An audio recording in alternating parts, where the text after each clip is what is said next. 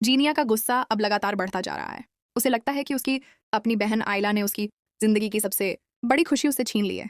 आयला और साद को एक साथ देखना जीनिया के लिए बिल्कुल भी आसान नहीं रहा।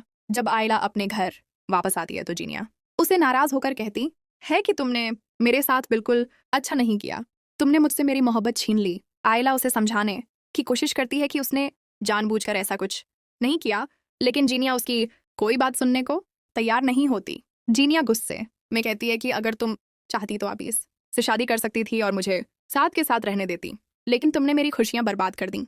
मैं तुम्हें कभी माफ नहीं करूंगी। आयला यह सुनकर अंदर से टूट जाती है। वह जानती है कि जीनिया और साद एक दूसरे से बेहद मोहब्बत करते थे और उसने कभी अपनी बहन की खुशियां छीनने का इरादा नहीं किया था। लेकिन हालात ऐसे बन गए कि दोनों बहनों के बीच ही दूरियां पैदा हो गईं। जीनिया का गुस्सा इतना बढ़ जाता है कि वह आयला से यहाँ तक कह देती है कि अब वह उसकी शक्ल भी नहीं देखना चाहती। आयला की आंखों में आंसू आ जाते हैं और वह बिना कुछ कहे वहां से चली जाती है।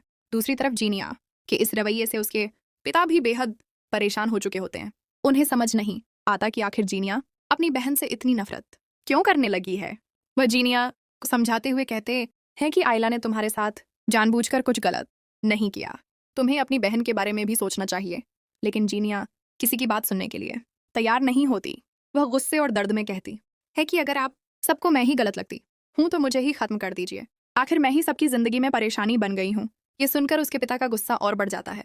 वह जीनिया को समझाने के लिए उसके करीब जाते हैं, लेकिन आबिस तुरंत बीच में आ जाता है और उन्हें रोक देता है। आबिस कहता है कि चाचा जान, आप इस वक्त गुस्से में हैं। जीनिया पहले ही बहुत परेशान है, आप उससे इस तरह बात मत कीजिए। जीनिया आबिस की तरफ देखती है और उसकी आंखों में भी आंसू आ जाते हैं।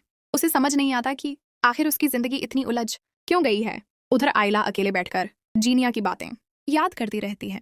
उसे सबसे ज्यादा दुख इस बात का होता है कि उसकी अपनी बहन ही उसे अपनी खुशियों का दुश्मन समझ रही है। आयला मन ही मन फैसला करती है कि वह जीनिया की जिंदगी और खराब नहीं करेगी। अगर उसकी वजह से जीनिया और साद के रिश्ते में कोई परेशानी है तो वह खुद उनसे दूर हो जाएगी।